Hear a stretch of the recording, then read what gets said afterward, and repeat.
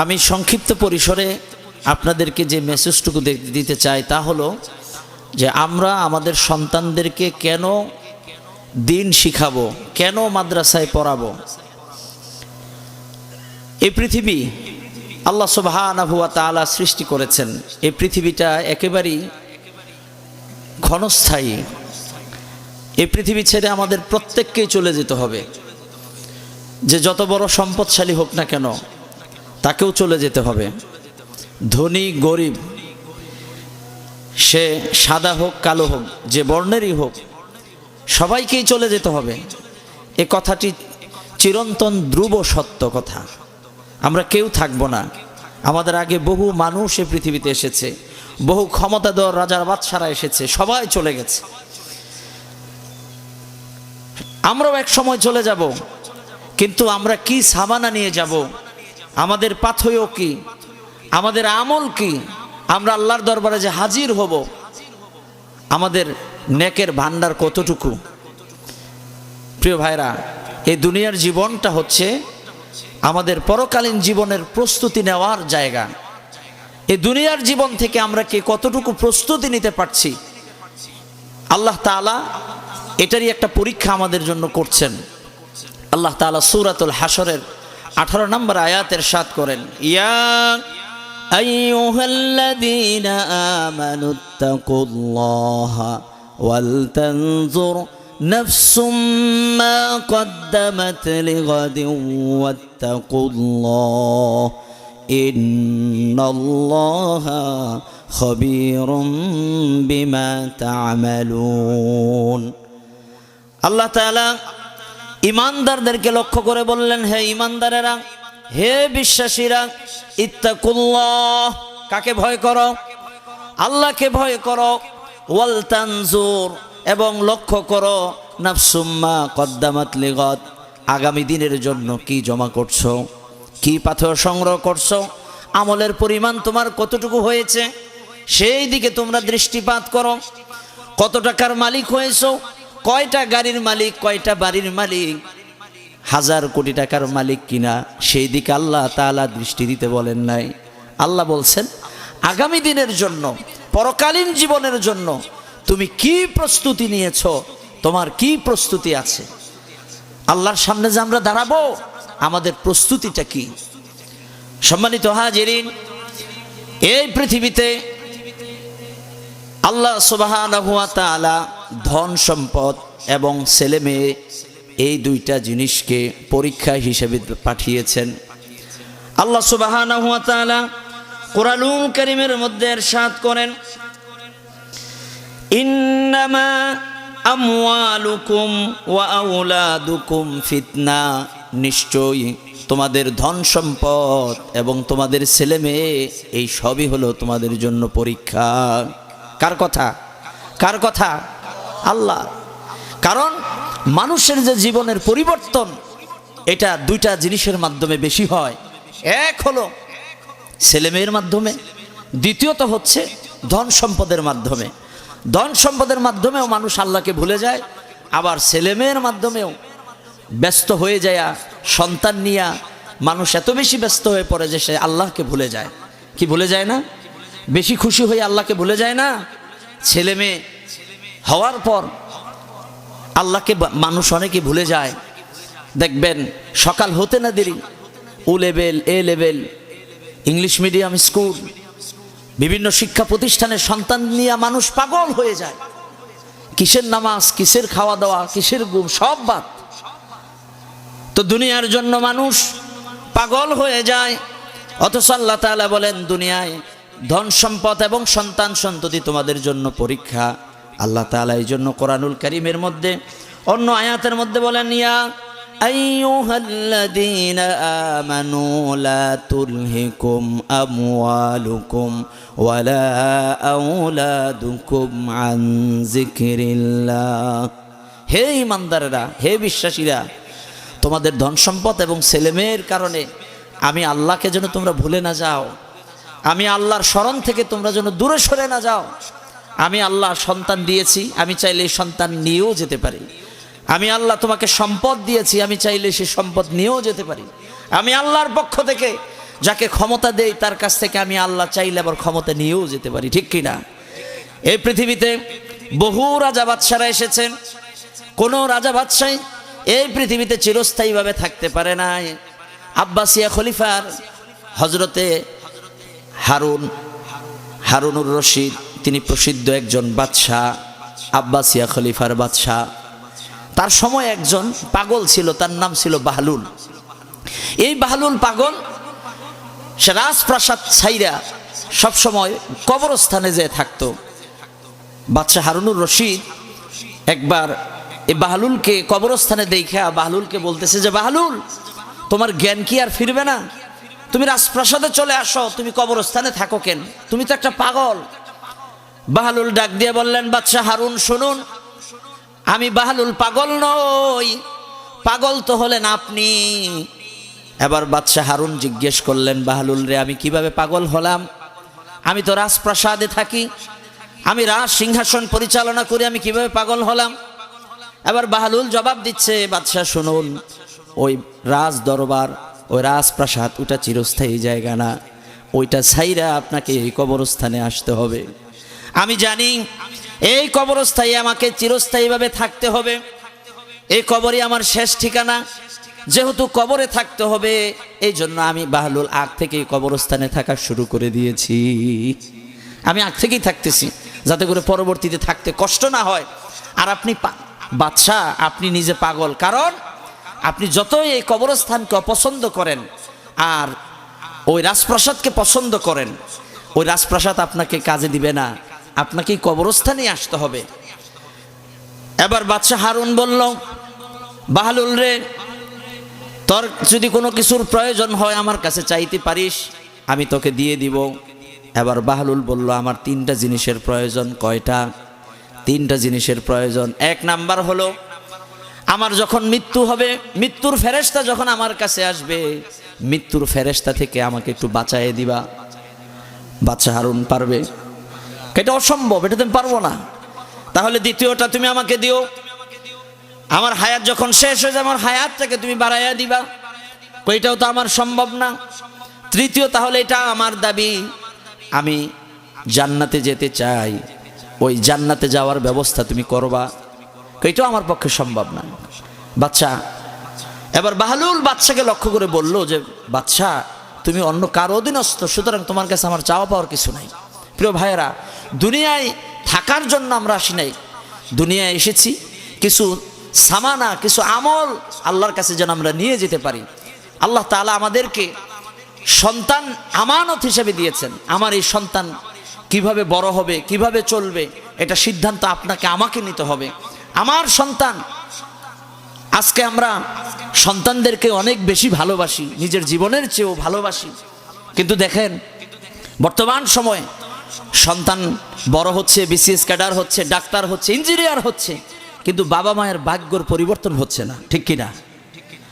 সন্তান অনেক বড় পড়াশোনা করে, ডাক্তার হয়েছে, বিদেশে থাকে, বিদেশের ভার্সিটিতে পড়াশোনা করায়, বড় প্রফেসর হয়েছে, বাবা মারা গেছে।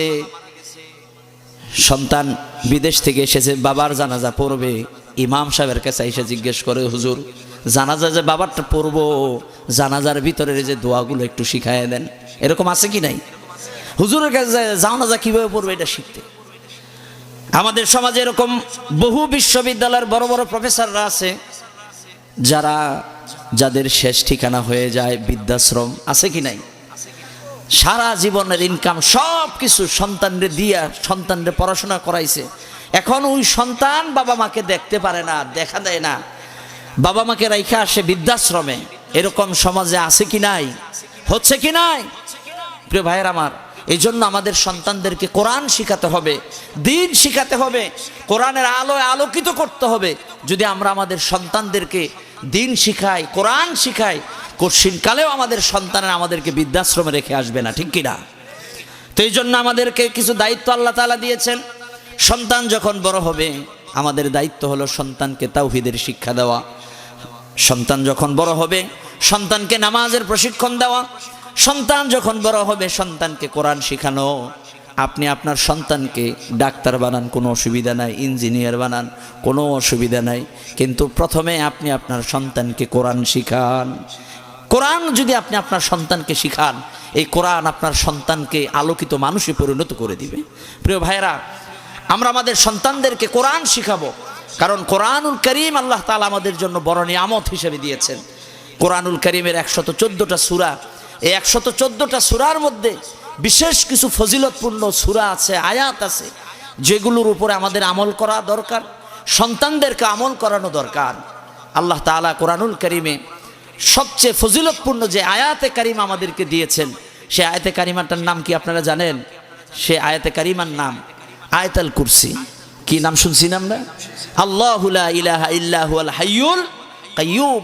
এই আয়াতুল কুরসির ফজিলত হলো এত বেশি, কেউ যদি 5 ওয়াক্ত ফরজ নামাজের পরে নিয়মিত এই আয়াতুল কুরসি তেলাওয়াত করে, নবীজি বলেন তার জান্নাতে যাওয়া বাকি থাকে মৃত্যুবরণ করলে সে জান্নাতে পৌঁছে যাবে। সুবহানাল্লাহ। আল্লাহ রাসূল সাল্লাল্লাহু আলাইহি ওয়াসাল্লাম এই আয়াতুল কুরসির আরো বহু ফজিলতের কথা বলেছেন। কেউ যদি তার সম্পদ নিরাপত্তার জন্য নিয়মিতভাবে তার ব্যবসা প্রতিষ্ঠানে আয়াতুল কুরসি তেলাওয়াত করে, তাহলে তার ধন সম্পদ, ব্যবসা প্রতিষ্ঠান আযাব গজব বিপদ আপদ থেকে আল্লাহ তাআলা নিরাপত্তা দিয়ে দিবেন। কোরআনুল কারীমে এমন বিশেষ কিছু সূরা আছে, যে সূরাকে যদি আমরা নিয়মিত তেলাওয়াত করি আর সূরাকে ভালোবাসি, সেই সূরাটি পড়ার কারণে এবং ভালোবাসার কারণে আল্লাহ আমাদেরকে জান্নাত দিবেন। আল্লাহ রাসূল সাল্লাল্লাহু আলাইহি সাল্লামের কাছে একজন সাহাবীর ব্যাপারে অভিযোগ করা হলো, ইয়া রাসূলুল্লাহ, আপনার একজন সাহাবী যাকে আপনি ইমাম নিয়োগ দিয়েছেন মসজিদে কুবা, হজে গিয়ে উমরায় গিয়ে আপনারা অনেকে গেছেন না, মদিনা শরীফে মসজিদে কুবা, এই মসজিদে কুবার ইমাম তিনি 5 ওয়াক্ত নামাজে সূরা ফাতিহার পর শুধু কুল হু আল্লাহ সূরা পড়েন। অন্যান্য সাহাবীরা অভিযোগ দিলেন রাসূলকে, রাসূল, আপনার এই সাহাবীটা কুল হু আল্লাহ সূরা পড়ে। আল্লাহ রাসূল জিজ্ঞেস করলেন, সাহাবী, তুমি কুল হু আল্লাহ সূরা পড়ো কেন বেশি, অন্যান্য সূরা কি পারো না? সাহাবী বললেন, ইয়া রাসূলুল্লাহ, এই সূরাটাকে আমি বেশি ভালোবাসি। সুবহানাল্লাহ।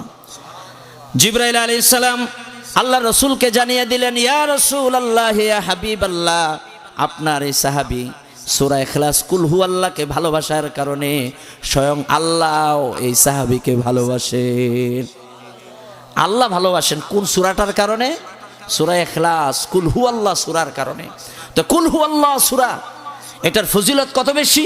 নবীজি সাল্লাল্লাহু আলাইহি ওয়াসাল্লাম একবার সাহাবীদেরকে লক্ষ্য করে বললেন, ও সাহাবীরা, শোনো শোনো, রাতের বেলা ঘুমানোর আগে তোমাদের মধ্যে এমন কেউ আছো কি যে কোরআনুল কারীমের 10 পারা তেলাওয়াত করে তারপরে ঘুমাইতে পারো?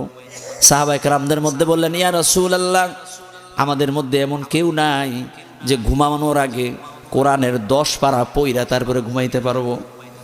নবীজি সাল্লাল্লাহু আলাইহি ওয়াসাল্লাম বললেন, তোমাদের মধ্যে কি এমন কেউ নাই যে সূরা ইখলাস রাতের বেলা ঘুমানোর আগে একবার পড়তে পারবে? সাহাবায়ে কেরাম বললেন, ইয়া রাসূলুল্লাহ, এই সূরা তো আমরা পারি, এইটা পড়তে পারবো। সুবহানাল্লাহ বলেন। নবীজি বললেন, সাহাবীরা শোনো শোনো, রাতের বেলা ঘুমানোর আগে কেউ যদি সূরা ইখলাস একবার তেলাওয়াত করে, আল্লাহ তাআলা ওই বান্দার আমলনামায় 10 পারা কোরআন তেলাওয়াত করার সমান সওয়াব দান করে দিবে। তাহলে কেউ যদি 2 বার সূরা ইখলাস কুল হু আল্লাহ পড়ে ঘুমানোর আগে, আল্লাহ তাআলা তার আমলনামায় 20 পারা কোরআন তেলাওয়াত করার সমান সওয়াব দান করবেন। কেউ যদি 3 বার পড়ে, তাহলে কি হবে? পুরা কোরআন তেলাওয়াতের সমান সওয়াব আল্লাহ তাআলা দিয়ে দিবেন। সুবহানাল্লাহ। তো প্রিয় ভাইরা, কোরআনের মধ্যে এরকম বহু ফজিলত এবং গুরুত্বপূর্ণ কিছু সূরা, কিছু আয়াত আল্লাহ তাআলা দিয়েছেন। এই সূরাগুলো আমরা নিজেরাও পড়ব এবং আমরা আমাদের সন্তানদেরকেও শিখাবো। প্রিয় ভাইরা, আমাদের সন্তানদেরকে কোরআন এই জন্য শিখাতে হবে, ইসলাম দ্বীন এই জন্য শিখাতে হবে, যেহেতু আল্লাহ সুবহানাহু ওয়া তাআলা আমাদেরকে ইসলাম এর মৌলিক যে জ্ঞান, কোরআন হাদিসের যে জ্ঞান, এটা আল্লাহ শিখতে বলছেন। এটা কার আদেশ? আল্লাহ তাআলার আদেশ। আল্লাহ আদেশ করেছেন। কোরআনুল কারীমের সর্বপ্রথম যে 5টি আয়াত আল্লাহ তাআলা নবীজির উপর নাজিল করলেন, তার প্রথম যে 5 বাণী ছিল, 5টি আয়াত ছিল। সূরা আলাকের প্রথম 5 আয়াত আল্লাহ তাআলা বলেছেন, ইকরা বিসমি রাব্বিকাল্লাযী খালাক, পড়ুন আপনার প্রভুর নামে যিনি সৃষ্টি করেছেন। খলাকাল ইনসানা মিন আলাক, যিনি মানুষকে জমাট বাঁধা রক্ত থেকে সৃষ্টি করেছেন। ইকরা ওয়া রাব্বুকাল আকরাম, পড়ুন আপনার প্রভুর নামে যিনি অতি সম্মানিত। আল্লাযী আল্লামা বিল কলম, আল্লাহ তাআলা মানুষকে কলমের সাহায্য শিখিয়েছেন। আল্লামাল ইনসানা মা লাম ইয়ালাম, আল্লাহ মানুষকে তাই শিখিয়েছেন যা ইতিপূর্বে মানুষ জানতো না। কোরআন আমাদের জন্য আসমানি কিতাব, শ্রেষ্ঠ কিতাব। দুঃখজনক হলেও সত্য যে আজকাল তো সকালবেলায় দেখবেন মক্তবগুলো বন্ধ, মক্তবগুলোতে সন্তানদেরকে কোরআন শেখানো হয় না, মক্তবগুলো বন্ধ, মসজিদের আজকের সেই মক্তবগুলো নাই। একটা সময় আমরা দেখেছি প্রতিটা মসজিদে মসজিদে মক্তব চালু ছিল, কি ঠিক কিনা? প্রতিটা মাদ্রাসায় মক্তব চালু ছিল সবার জন্য। ছাত্ররা যেরকম পড়বে, স্কুলগামী ছাত্র ছাত্রীরাও পড়বে, সেই ব্যবস্থা ছিল অনেক জায়গায়, এখন নাই। একটা সময় এরকম ছিল আমাদের প্রত্যেকের ঘর থেকে কোরআনের আওয়াজ আসতো। এখন ঘর থেকে সকালবেলা কোরআনের আওয়াজ আসে না, আসে ঘুমের আওয়াজ, নাক ডাকা আছে কি নাই। এমন নাক ডাকে একেবারে ট্রাকের ইঞ্জিন ফেল করে ফেলে। সকালবেলা ঘুমের আওয়াজ। একটা সময় তো আমরা দেখেছি আমাদের মায়েদেরকে, আমাদের দাদি দাদাদেরকে, আমাদের নানীদেরকে দেখেছি, বিশেষ করে আমাদের মা বোনেরা সকাল হতে দেরি কোরআন শরীফ নিয়ে পড়তে দেরি নাই, ঠিক কিনা? একটা সময় ঘরের মধ্যে কোরআন ছিল, নিয়মিত কোরআন চর্চা হতো, সন্তানরাও কোরআন পড়তো। এখন কোরআন বন্ধ হয়ে যাওয়ার কারণে ঘরের ভিতরে এসেছে ডিশের লাইন, এসেছে ওয়াইফাই, এখন তো চলে সব ইন্ডিয়ান সিরিয়াল, এগুলো তো চলতেই থাকে। ইউটিউব তো আছেই ওপেন, একটার পর একটা সিরিয়াল চলতেছে তো চলছে। আজকে আমাদের মা বোনেরা কোরআন ছেড়ে এখন তারা মোবাইলের অনুসারী হয়ে গেছে। মোবাইল ছাড়া সন্তানও এখন খায় না, মোবাইল ছাড়া স্ত্রীও ভালো থাকে না, ঠিক কিনা? তো আজকাল এখন সব কিছু হয়ে গেছে মোবাইল কেন্দ্রিক, টেলিভিশন কেন্দ্রিক। প্রিয় ভাইয়েরা, যার কারণে ঘরের মধ্যে শান্তি নাই। দেখবেন স্বামী স্ত্রীর মধ্যে মহব্বত নাই, একজন আরেকজনকে দেখতে পারে না। ঘরের মধ্যে সব কিছু আছে, ফ্রিজ আছে, এসি আছে, খাট পালঙ্গ আছে, আরাম আয়েশের সব ব্যবস্থা আছে, ঘরের ভিতরে শান্তি নাই। শান্তি নাই পিছনে কারণ কি? কারণ হলো ঘরের ভিতরে কোরআন তেলাওয়াত নাই, এই জন্যই, ঠিক কিনা? ঘরের ভিতরে শান্তি নাই। সন্তান বাবা মায়ের কথা শোনে না। বাবা যদি সন্তানকে বলে ডানে যেতে, সন্তান যায় বায়ে। সারাদিন ব্যবসা করে চাকরি করে ঘরে ফিরেছে স্বামী, স্ত্রী ঘর থেকে বের হয়ে যায়, কই যায়? কয় মার্কেটিং আছে। ঘরে শান্তি নাই। ছেলের ধরছে জিনে, মেয়েরে ধরছে ভূতে, ঘরের ভিতরে কোনো শান্তি নাই। আর মাদক, এর মাধ্যমে তো প্রত্যেকটা অঞ্চল, গ্রামগঞ্জে সব জায়গায় ছড়াইয়া পড়ছে। আজকে দেখেন কোরআনের আলো না থাকার কারণে, কোরআনের চর্চা না থাকার কারণে, নিজেরা কোরআন না পড়ার কারণে আজকে দেখেন ঘরে শান্তি নেই, সমাজে শান্তি নাই, এলাকায় শান্তি নাই, ঠিক কিনা? তো এই শান্তি ফিরে আনার জন্য আমাদেরকে যেই কাজগুলো করতে হবে তা হলো নিজেকে কোরআন পড়তে হবে, সন্তানকে কোরআন পড়াতে হবে, নিজে কোরআন পড়ে বুঝতে হবে, আমল করতে হবে, সন্তানকেও কোরআন পড়াতে হবে। আর যদি সন্তানকে আপনি কোরআন না শিখান, অত্যন্ত ভয়াবহ পরিণতি, ভয়াবহ পরিণাম অপেক্ষা করছে। জাতি আজকে যে অবস্থার মধ্যে পড়ে গেছে, আমরা যতই সামনে অগ্রসর হতে চাই, যতই সামনে আগাতে চাই, কোরআন না থাকার কারণে ঘরে যেরকম শান্তি নাই, সচিবালয়েও শান্তি নাই, ঠিক কিনা? দেখেন নাই যে কয়েকদিন আগে সচিবালয়ে আগুন ধরছে, সব জায়গায় আগুন ছড়িয়ে গেছে, আগুন পৌঁছে গেছে, শান্তি নষ্ট হয়ে গেছে, ঠিক কিনা? কারণ হলো কোরআন নাই, কোরআনের শাসন নাই, কোরআনওয়ালা মানুষ নাই। আজকে সব জায়গায় ঝামেলা, সব জায়গায় সমস্যা, মারামারি আছে কি নাই? এই সব কিছু থেকে পরিত্রাণের উপায় হচ্ছে কোরআন কেন্দ্রিক সমাজ ব্যবস্থা, রাষ্ট্র ব্যবস্থা প্রতিষ্ঠা করা, ঠিক কিনা? এটা সময়ের দাবি। আমরা যদি কোরআন দিয়ে সমাজটাকে পরিচালনা করতে পারি, কোরআন দিয়ে যদি রাষ্ট্র পরিচালনা করতে পারি, কোরআনওয়ালা মানুষদেরকে যদি সামনে রেখে তাদের পিছনে আমরা যদি চলতে পারি, তাহলে ঘরে যেরকম শান্তি আসবে, সমাজে শান্তি আসবে, রাষ্ট্রেও শান্তি আসবে, ঠিক কিনা? কোরআন ছাড়া সমাজে, রাষ্ট্রে কোথাও শান্তি আনা সম্ভব না। আজকে যদি আমরা নিজেরা কোরআন না পড়ি, সন্তানদেরকে কোরআন না শিখাই, দিন না শিখাই, আল্লাহ তাআলা পরিণতির সম্পর্কে কোরআনুল কারীমের মধ্যে বলে দিয়েছেন। আল্লাহ তাআলা দুনিয়ার জীবনটাকে সংকীর্ণ করে দিবেন, শান্তি পাইবেন না। আপনি যদি কোরআন থেকে দূরে থাকেন, আপনি অন্তরে শান্তি পাবেন না। আপনার টাকা থাকতে পারে, পয়সা থাকতে পারে, গাড়ি থাকতে পারে, বাড়ি থাকতে পারে, কিন্তু আপনার শান্তি নাই, শান্তি চলে যাবে। আল্লাহ তাআলা কোরআনুল কারীমের মধ্যে বলেন, ওয়ামান আ'রাদা আন যিকরি ফাইন্না লাহু মাঈশাতান দানকা ওয়া নাহশুরুহু ইয়াওমাল কিয়ামাতি আ'মা। রব্বুল আলামিন জানিয়ে দিলেন, কেউ যদি কোরআন থেকে দূরে থাকে, কোরআন যদি তার ভালো না লাগে, আল্লাহ তাআলা তার জীবনটাকে সংকীর্ণ করে দিবেন। শুধু তাই নয়, পরকালীন জীবনে আল্লাহ ওই বান্দাকে অন্ধ করে উঠাবেন, চোখে দেখবে না। আল্লাহর সামনে হাসরের ময়দানে বলবে রব্বুল আলামিন, ক্বালা লিমা হাশারতানি আ'মা, আজকের এই দিনে কেন আমরা অন্ধ হলাম? দুনিয়ায় তো আমাদের চোখ ছিল, চোখ দিয়া লাল নীল সবুজ সব দেখছি, দুনিয়ার সব মজা নিছি। আল্লাহ আজকের এই হাসরের ময়দানে আমাদের চোখ গেল কোথায়? অন্ধ হলাম কেন? ওয়াকাদ কুনতু বাসীরা, দুনিয়ায় তো আমাদের চোখ ছিল। আল্লাহ তাআলা জবাব দিবেন, ক্বালা কাযালিকা আতাতকা আয়াতুনা ফানাসিতাহা ওয়া কাযালিকাল ইয়াওমা তুনসা। আল্লাহ বলে দিবেন, বান্দা দুনিয়ায় তোমাকে চোখ দিয়েছিলাম, কিন্তু সেই চোখ দিয়ে তুমি আমি কোরআন যে পাঠিয়েছি সেই কোরআন তুমি পড়ো নাই। কোরআন সে চোখ, কোরআন চোখ দিয়ে তুমি পড়ো নাই, কোরআনের অক্ষরগুলো তুমি তেলাওয়াত করো নাই। কোরআন থেকে যেহেতু তুমি দূরে সরেছিলে, চোখ দিয়ে যেহেতু তুমি কোরআন পড়ো নাই, আমি আল্লাহ চোখ দিয়েছিলাম, সেই চোখ আমি আবার নিয়ে নিছি। যেভাবে করে তুমি আমার কোরআন থেকে দূরে ছিলে, কোরআনকে ভুলে গেছো, আমি আল্লাহ আজকের এই দিনে তোমাকে ভুলে গেলাম।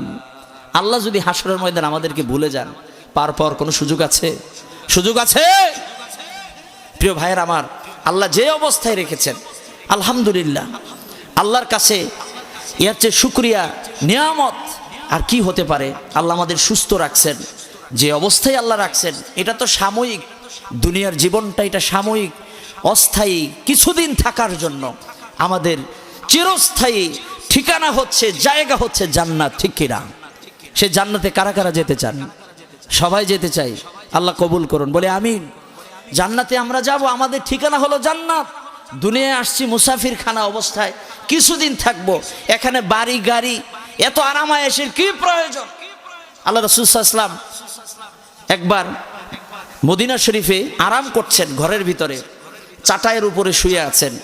হযরত ওমর ঘরে ঢুকলেন, নবীজি বসলেন। হযরত ওমর লক্ষ্য করলেন নবীজির পিঠে খেজুরের পাতার দাগ পড়ে গেছে। হযরত ওমর রাদিয়াল্লাহু তাআলা আনহু বললেন, ইয়া রাসূলুল্লাহ, ইয়া হাবিবাল্লাহ, এই পৃথিবীতে বহু রাজা বাদশা অনেক আরামায়েশ করে, আপনি যদি আমাকে একটু অনুমতি দিতেন, তাহলে আপনার জন্য একটু তোষকের ব্যবস্থা করে দিতাম, আরামের ব্যবস্থা করতাম। নবীজি বললেন, ওমর রে, আমি যদি আল্লাহর কাছে চাই, দুনিয়ার সব রাজা এখানে আমি সামান্য দিন কিছুদিন থাকবো, আমাদের গন্তব্য আসল জায়গা হলো জান্নাত। নবীজি সাল্লাল্লাহু আলাইহি সাল্লাম উদাহরণ দিয়ে বললেন, ওমর শোনো, আমি তো দুনিয়ার জীবনটাকে মনে করি সামান্য ওই দিনের মতন। যেমন একজন মুসাফির তার গন্তব্যস্থলে পৌঁছার জন্য রওনা হয়েছে, পথিক ঘোড়ার মাধ্যমে সওয়ারি হয়ে রওনা হয়েছে। প্রতিমধ্যে একটু বিশ্রামের জন্য সে একটা গাছের নিচে বসেছে। একটা গাছের নিচে বসে একটু সামান্য সময় বিশ্রাম নিয়ে সেই পথিক আবার সে তার যাত্রা গন্তব্যস্থলে পৌঁছার জন্য সে রওনা হয়ে গেছে। আমি তো একজন মুসাফিরের ওই সামান্য বিশ্রামের সময়ের চাইতে দুনিয়ার জীবনটাকে বেশি মনে করি না। এই দুনিয়ার জীবন সামান্য কিছুদিনের জন্য, আমরা এই পৃথিবীতে কেউ থাকবো না। অথচ দেখেন, এই দুনিয়াকে পাওয়ার জন্য, দুনিয়ার সামান্য কিছু আরামায়েশের জন্য আমরা আল্লাহকে ভুলে গেছি, সেই জান্নাত পাওয়ার আগ্রহ আমরা ভুলে গেছি। যার কারণে দেখা যায় এক হাত জায়গা নিয়ে মারামারি আছে কি নাই, এক বিঘাত জায়গা নিয়ে মারামারি আছে কি নাই, আছে কি নাই? উনি বলতেছেন 4 আঙ্গুল জায়গা নিয়েও মারামারি আছে কি নাই? আপনাদের সমাজে, আপনাদের এই এলাকায় মারামারি কম হয়, বেশি হয় না, ঠিক না? কিন্তু আমার পার্শ্ববর্তী যে জেলা গাজীপুর, ওখানে মারামারি আছে, জায়গা নিয়ে অনেক মামলা মোকদ্দমা। প্রিয় ভাইরা আমার, এই যে ফাঁকা জায়গাটা একটু পূরণ করুন, একটু সামনে আগায় বসেন, সামনে আগায় বসেন। পরিবেশ সুন্দর হয়ে যাচ্ছে আলহামদুলিল্লাহ। আমাদের আন্তর্জাতিক কারি হাবিবুল্লাহ বেলালী আমাদের হুজুর, তিনি তাশরিফ আনবেন ইনশাল্লাহ, আপনাদেরকে কোরআন তেলাওয়াত শোনাবেন, তাফসির শোনাবেন, আপনারা শুনবেন। আমরা সকলেই তার সফর সঙ্গী হিসাবে আসছি দোয়া নেওয়ার জন্য। সামনে এগিয়ে বসেন, সামনে এগিয়ে বসেন। প্রিয় ভাইয়ারা আমার, যে কথা বলছিলাম, সামান্য একটু জায়গা নিয়ে আমাদের মধ্যে মারামারি মামলা মোকদ্দমা পর্যন্ত হয়ে যায়। যদি কোর্টগুলাতে তালাশ করা হয়, অধিকাংশ মারামারি ঝগড়া জায়গায় নিয়ে আছে কি নাই? মামলা মোকদ্দমা হচ্ছে, একজন আরেকজনের জায়গায় এক হাত নিয়ে গেছে, আইল দখল করে ফেলাইছে, বাড়ি দখল করে ফেলাইছে, আরেকজনের সম্পদ নিয়ে গেছে, আছে কি নাই? অথচ মানুষ যদি খেয়াল করেন, আল্লাহ তাআলা মুমিনদের জন্য বিশাল জান্নাতের ব্যবস্থা আল্লাহ পরকালে রেখে দিয়েছেন। আল্লাহ তো বলেছেন, বান্দারে ওই জান্নাত পাওয়ার জন্য তোমরা প্রতিযোগিতা করো। সামান্য এক হাত দুই হাত জায়গা, এগুলো বাদ দেন, এগুলো নিয়ে দৌড়াদৌড়ি করে সময় নষ্ট। আপনার আসল যে জায়গা, আপনি যে যদি জান্নাত একটা পায়া যান, তাহলে আপনার সাথে আর লাগে কি? আপনার প্রকৃত সফলতা হলো জান্নাত। আপনি যদি জান্নাত, আল্লাহ তাআলার জান্নাতের মধ্যে সবচেয়ে ছোট যে জান্নাত, সেই জান্নাতের বর্ণনা বুখারী শরীফের মধ্যে এসেছে। রাসূলুল্লাহ সাল্লাল্লাহু আলাইহি সাল্লাম বলেছেন, জাহান্নাম থেকে সর্বশেষ যে ব্যক্তি হামাগুড়ি দিয়া বের হবে, আল্লাহ তাআলা বলবেন যে, বান্দারে তোর জন্য আমি জান্নাত রাখছি। ওই বান্দা জান্নাতের দরজা জানালা দিয়া দেখা যখন অনুমান করবে প্রতিটা জান্নাতের ভিতরে লোকজন আছে, সেই বান্দা ফিরে এসে আল্লাহর কাছে বলবে, রব্বুল আলামিন, তোমার জান্নাত তো সব পরিপূর্ণ হয়ে গেছে, তুমি যে আমারে জান্নাত দিবা, আমি তো যায়া দেখলাম সব জান্নাত পরিপূর্ণ হয়ে গেছে, কোনো জান্নাত তো খালি নাই। আল্লাহ বলবেন যে, বান্দা যা, তোর জন্য জান্নাত আছে। সে দ্বিতীয়বার আবার যাবে, জান্নাতের দরজা জানলা দিয়ে উকুমিরা দেখবে জান্নাতগুলো পরিপূর্ণ। আল্লাহর কাছে আবার ফিরে আসবে, রব্বুল আলামিন বান্দাকে ডাক দিয়ে বলবেন, বান্দারে আমি তোর জন্য জান্নাতের সবচেয়ে ছোট যে জান্নাত রেখেছি, তা দুনিয়ার 10টা দুনিয়ার সমান। সুবহানাল্লাহ। দুনিয়ার কয় দুনিয়া সমান? 10 দুনিয়া সমান। এত বড় জান্নাত, সবচেয়ে যে ছোট জান্নাত, এটা হলো তার পরিধি। বলেন না সুবহানাল্লাহ? আর একটু জোরে বলেন না সুবহানাল্লাহ? ও বাবাজিরা, সেই জান্নাত, যে জান্নাতের প্রশস্ততা হলো আসমান এবং জমিন, সুবহানাল্লাহ, সবচেয়ে ছোট যে জান্নাত, তার অবস্থা হলো দুনিয়ার 10টা দুনিয়ার সমান। এত বড় জান্নাত আপনার আর আমার জন্য আল্লাহ তাআলা প্রস্তুত করে রেখেছেন। আল্লাহ বলছেন, ওয়াসারিউ ইলা মাগফিরাতিম মির রাব্বিকুম ওয়া জান্নাতিন আরদুহাস সামাওয়াতু ওয়াল আরদ উইদ্দাত লিল মুত্তাকিন। চিল্লায়ে বলেন সুবহানাল্লাহ। আল্লাহ বললেন, প্রতিযোগিতা করো, ওই জান্নাতের জন্য প্রতিযোগিতা করো। আমি আল্লাহ যে জান্নাত তোমাদের জন্য প্রস্তুত করে রেখেছি, আমি আল্লাহর ক্ষমার জন্য, আমি আল্লাহর ওই জান্নাতের জন্য প্রতিযোগিতা করো, যেই জান্নাতের প্রশস্ততা হলো আসমান এবং জমিনের প্রশস্ততার চেয়েও বেশি। সুবহানাল্লাহ। ওই জান্নাত পাওয়ার জন্য আমাদেরকে প্রতিযোগিতা করতে বলেছেন। কে বলেছেন? আল্লাহ তাআলা বলেছেন। এই জন্য জান্নাত পাওয়ার জন্য আমাদের প্রতিযোগিতা থাকবে। দুনিয়ার সামান্য 1 হাত 2 হাত জায়গা নিয়ে আমরা যেন কেউ মারামারি না করি। সামান্য 1 হাত 2 হাত জায়গা দিয়ে কি হবে? আপনার জায়গা তো প্রয়োজন 3.5 হাত। কত হাত? 3.5 হাতের বেশি জায়গা তো আপনি নিতে পারবেন না। তারপরেও কেন তো মারামারি? আপনি আপনার সন্তান এমন ভাবে পড়াশোনা করান যে সন্তানের মাধ্যমে যাতে আপনি জান্নাত পাইতে পারেন। আমরা আমাদের সন্তানদেরকে কোরআন পড়াবো, কারণ কোরআন আমাদের পরকালীন জীবনে সুপারিশকারী হয়ে যাবে। বলেন না সুবহানাল্লাহ? এই দুনিয়ার জীবনে কোরআনের সংস্পর্শে যে যত বেশি আসবে, পরকালীন জীবনে আল্লাহ তাআলা তার সম্মান তত বেশি বাড়ায় দিবেন। হাদিস শরীফের মধ্যে আসছে, নবীজি বলেছেন, ইকরা ওয়ারতাকি কামা কুনতা তুরাত্তিল ফিদ দুনিয়া। আল্লাহ তাআলা হাসরের ময়দানে বলবেন, বান্দারে আজকের এই দিনে তুই কোরআন তেলাওয়াত কর, কোরআন তেলাওয়াত কর, আর তোমার সম্মান বাড়াইতে থাকো।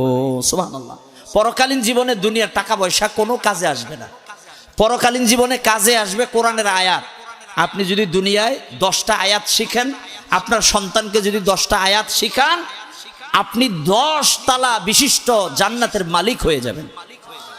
আপনি যদি কোরআনের 50টা আয়াত শিখেন আর আপনার সন্তানদেরকেও যদি কোরআনের 50টা আয়াত শিখান, ও মা বোনেরা, পর্দার অন্তরালের মা বোনেরা, আমি আপনাদেরকে লক্ষ্য করে বলি, আপনারাও যদি কোরআনের 50টা আয়াত মুখস্থ করতে পারেন এবং এর উপর যদি আপনি আমল করেন, আল্লাহ তাআলা আপনাদের সম্মানও জান্নাতের ভিতরে 50 স্তর বিশিষ্ট বানাইয়া দিবেন।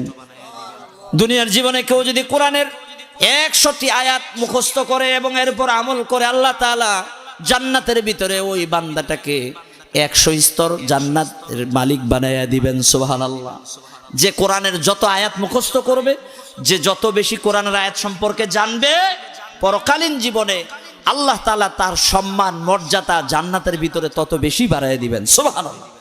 সুতরাং আপনার একজন সন্তান যদি হাফেজ হয়, আপনার একজন সন্তান যদি আলেম হয়, কোরআনওয়ালা হয়, আল্লাহ তাআলা পরকালীন জীবনে ওই সন্তানকে যেভাবে সম্মানিত করবেন, আবার আপনি বাবা হওয়ার কারণে, মা হওয়ার কারণে আপনাদেরকেও আল্লাহ তাআলা সম্মানিত করবেন। সুবহানাল্লাহ। দুনিয়ার জীবনেই তো বুঝেন না, কারো ঘরে যদি, কারো বাড়িতে যদি আত্মীয় স্বজনের মধ্যে যদি একজন এমপি হয়, একজন মন্ত্রী হয়, তার কি ঠেলা বুঝেন না আপনারা? দুনিয়ার জীবনটা তো একেবারে আনন্দময় জান্নাত হয়ে যায়। কারণ ওই বাড়ির একজন লোক আছে এমপি, ওই বাড়ির একজন লোক আছে মন্ত্রী, তার কি ক্ষমতা, কি পাওয়ার, এটা হলো দুনিয়ার জীবনের। আর পরকালীন জীবনে একজন আলেম, একজন হাফেজ মন্ত্রী এমপির চেয়ে বড় পাওয়ারফুল ব্যক্তি হবে, ঠিক কিনা? আল্লাহ তাআলা তাদেরকে সুপ্রিম পাওয়ার দিয়ে দিবেন। আপনার সন্তান যদি একজন আলেম হয়, হাফেজ হয়, হাফেজা হয়, আল্লাহ তাআলা অনুমতি দিয়ে দিবেন। আল্লাহ তাআলা বলবেন যে তোর আত্মীয় স্বজনের মধ্যে 10 জন এরকম কারা কারা আছে জাহান্নামে চলে গেছে, তাদেরকে বেছে বেছে জাহান্নাম থেকে বের করে সাথে জান্নাতে নিয়ে যা। সুবহানাল্লাহ।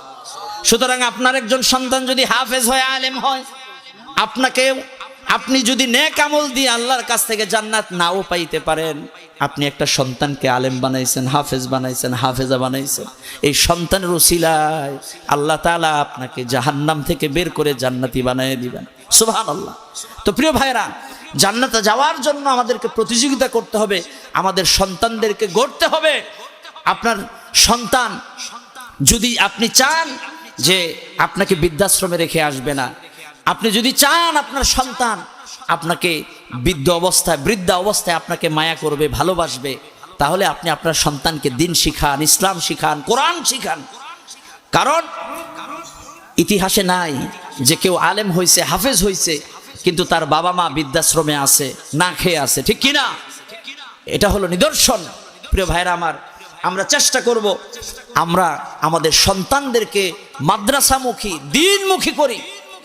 যদি আমরা আমাদের সন্তানদেরকে কোরআন না শিখাই, কোরআন যদি না পড়াই, তাহলে আমাদের কি পরিণতি হবে? আমাদের জীবনটা হয়ে যাবে মূল্যহীন, জীবনের কোনো দাম থাকবে না। আপনি দুনিয়ায় যত বড়ই ডাক্তার হন না কেন, যত বড় ইঞ্জিনিয়ার আপনি হন না কেন, সন্তানকে যত বড় ডাক্তার আর ইঞ্জিনিয়ার বানান না কেন, সন্তানকে যদি আপনি দিন না শেখান আর কোরআন না শেখান, এর চাইরা নাও কোনো দাম নাই, ঠিক কিনা?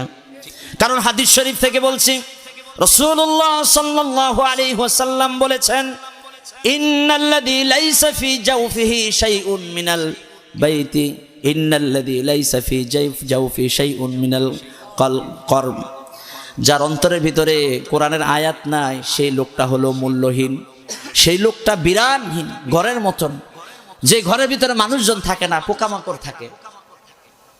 কাল বাইতিল খারব বলা হয়েছে, মূল্যহীন ঘরের মতন, যে ঘরের মধ্যে পোকামাকড় থাকে। এরকম কিছু ঘর আছে না, সব এলাকায় আছে না, যে ঘরের মধ্যে মানুষজন থাকে না, সেই ঘরের মধ্যে কি থাকে? পোকামাকড় থাকে, সাপ বিচ্ছু থাকে, সাপ আইসা বাসা বাঁধায়। তো রাসূল বলেছেন, যার ভিতরে কোরআন নাই, কোরআন শূন্য যে ব্যক্তি, বিরান ঘর যেরকম মূল্যহীন, মানুষ কোরআন শূন্য মানুষটাও এরকম মূল্যহীন।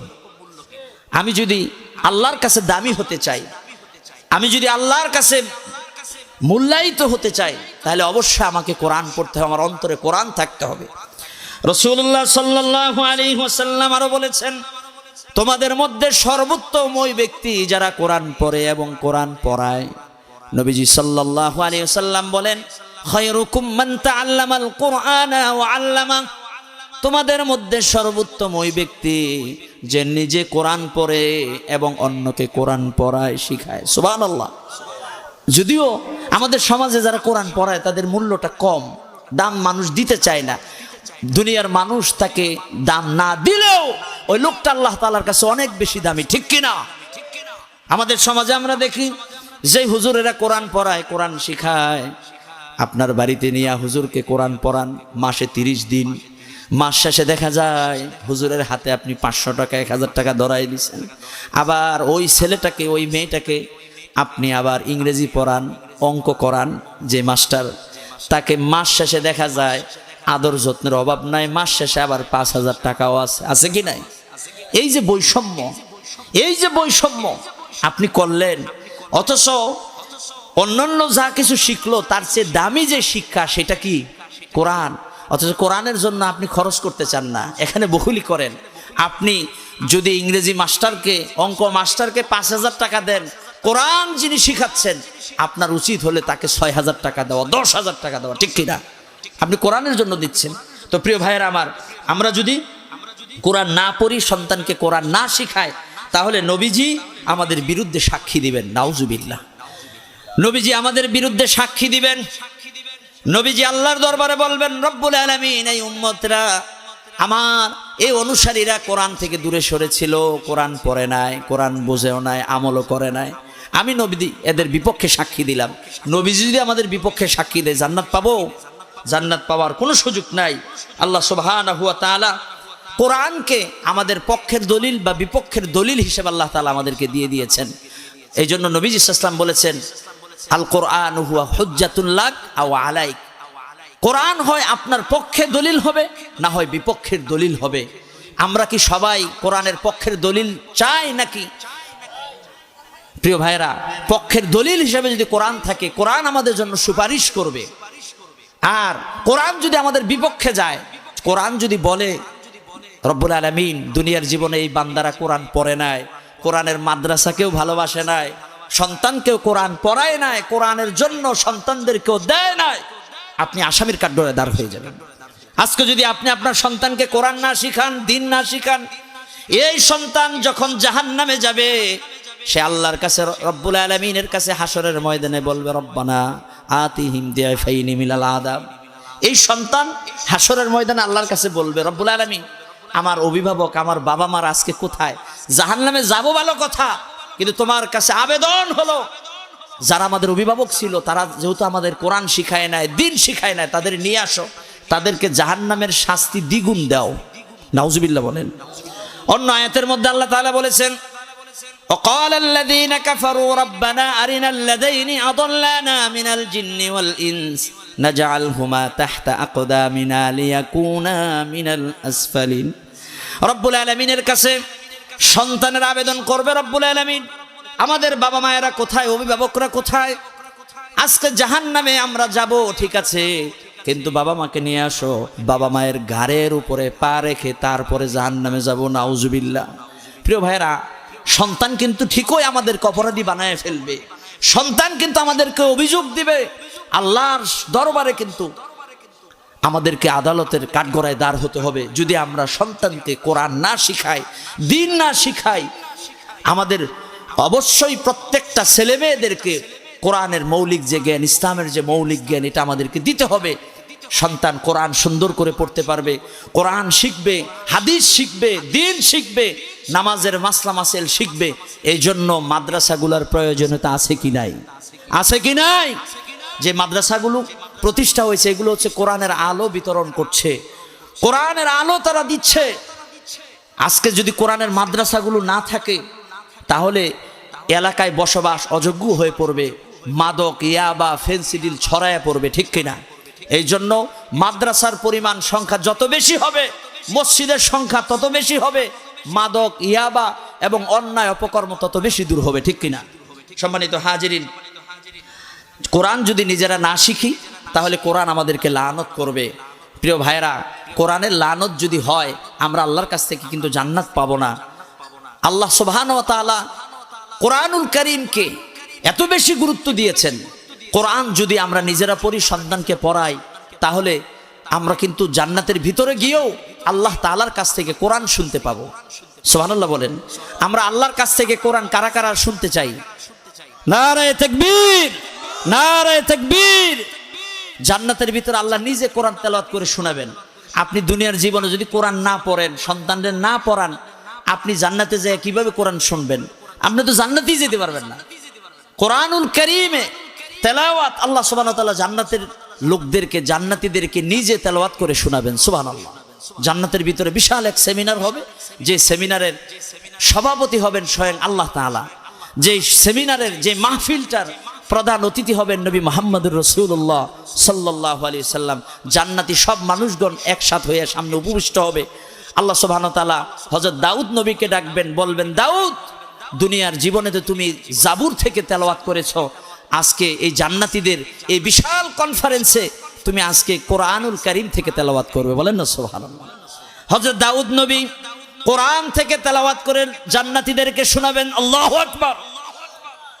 দাউদ আলাইহিস সালাতু ওয়াস সালামের কোরআন তেলাওয়াত শেষ হওয়ার পর আল্লাহ তাআলা আদেশ করবেন, হে আমার হাবিব মুহাম্মদ সাল্লাল্লাহু আলাইহি ওয়াসাল্লাম, আপনি আমার কোরআনের সূরা ইয়াসিন থেকে তেলাওয়াত করে শোনান। সুবহানাল্লাহ। আল্লাহর হাবিব মুহাম্মদুর রাসূলুল্লাহ সাল্লাল্লাহু আলাইহি ওয়াসাল্লাম কোরআনুল কারীমের সূরা ইয়াসিন থেকে তেলাওয়াত করবেন। নবীজি জান্নাতীদেরকে সামনে রেখে সূরা ইয়াসিন থেকে নবীজি তেলাওয়াত করে শোনাবেন। আল্লাহু আকবার। সর্বশেষ আল্লাহ পাক রব্বুল আলামিন জান্নাতীদের সামনে তার যে নূরানি চেহারা আছে, জান্নাতীদের সামনে আল্লাহ তাআলা উপস্থাপন করবেন। আল্লাহু আকবার। জান্নাতীরা সরাসরি আল্লাহকে দেখতে পাবে। সুবহানাল্লাহ। আল্লাহ সুবহানাহু ওয়া তাআলা তার সামনের যত পর্দা আছে সব পর্দাগুলোকে সরাইয়া দিবেন। জান্নাতীরা স্বচক্ষে আল্লাহ পাক রব্বুল আলামিনকে দেখতে পাবে। সুবহানাল্লাহ। আল্লাহ তাআলা কোরআনুল কারীমের সূরা আর রহমান থেকে তেলাওয়াত করবেন। আল্লাহু আকবার।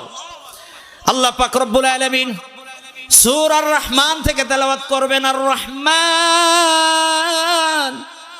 আল্লামাল কুরআন খালাকাল ইনসানা আল্লামাহুল বায়ান।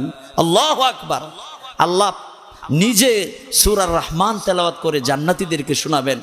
ও পর্দার অন্তরালের মা ও বোনেরা, ও সামনের মুরব্বী বাবাজিরা, যুবক ভাইয়েরা, মন কি চায় না আল্লাহ তাআলার নিজের কণ্ঠ থেকে কোরআনুল কারীমের তেলাওয়াত শোনার? কি চাই কি চায় না? আমরা কারা কারা আল্লাহর কাছ থেকে কোরআন তেলাওয়াত শুনতেছি? আল্লাহ কবুল করো। নারায়ে তাকবীর, নারায়ে তাকবীর। কোরআন যদি আল্লাহর কাছ থেকে আমরা শুনতে চাই, রাসূলের কণ্ঠে যদি আমরা কোরআন শুনতে চাই, এবং সবাই যদি আমরা জান্নাতে যেতে চাই, পর্দার অন্তরালের মা বোনদেরকেও বলবো, নিয়মিত কোরআন পড়ুন, কোরআনকে ভালোবাসুন। আপনি কোরআন ভালো করে পড়তে পারেন না, এখন থেকে চেষ্টা করুন আপনার সন্তানদেরকে, আপনার মেয়েটাকে, আপনার ছেলেটাকে মাদ্রাসায় ভর্তি করান। মুরব্বী বাবাজিরা, আমার যুবক ভাইয়েরা, কোরআনের সংস্পর্শে আসো। কোরআন ছাড়া জান্নাতে যাওয়া কঠিনকালেও সম্ভব না। কোরআন ছাড়া আলোকিত মানুষ হওয়া সম্ভব না।